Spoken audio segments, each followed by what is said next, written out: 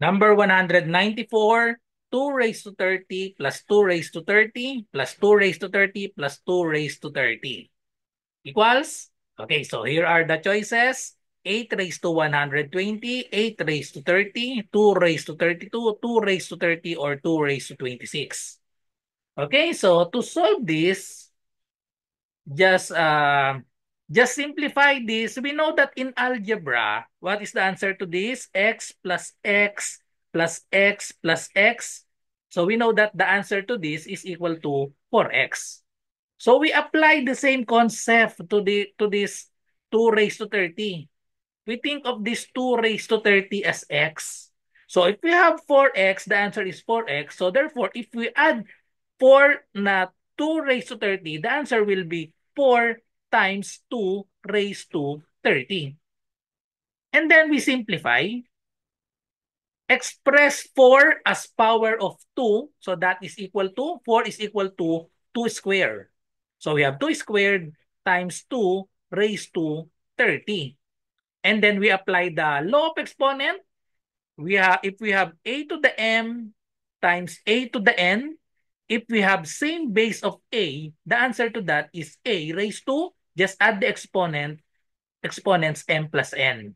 So if we apply the law of exponent, the product law, this is equal to, just copy the same base of 2 and then add the exponents 2 plus 30, that is equal to 32. So therefore, the answer is 2 raised to 32 and that is letter C. Follow for more. Sa mga nagre-review para sa civil service exam, pwede po kayong mag-join sa aking review. Meron po tayong review para sa Math and Logic via Zoom for only 50 pesos.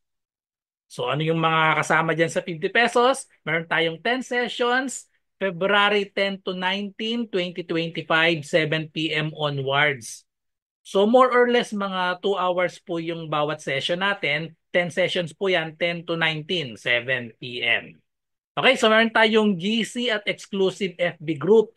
Meron tayong Google Forms practice test. Sessions are recorded para kapag hindi kayo naka-attend, mapapanood nyo pa, i-upload ko po yan sa exclusive FB group natin. Okay, so ang session natin, Math and Logic lang, but we'll share a reviewer on other subjects. So yung mga reviewer natin sa ibang subjects, i-upload ko po yan sa ating FB group. Yan po yung mga nasa Google Forms na practice test. So ito po yung mga example. Ito po yung mga example na Google Forms natin sa ibang subjects. So verbal ability, medyo marami na. May 13 na ako dyan. Numerical reasoning, Gen Info, Filipino, and then madadagdagan pa po yan.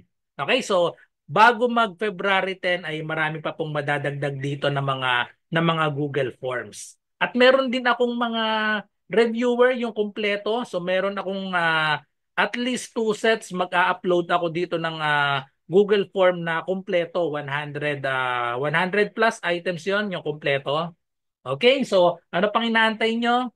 I-DM nyo na po ako sa aking messenger RJ Enseñado. Okay, so para malinaw po ha, ang 50 pesos po ay para sa 10 sessions na. So i-divide nyo sa 10, lumalabas 5 pesos lang per session. Okay, so PM nyo lang po ako para maka-join kayo.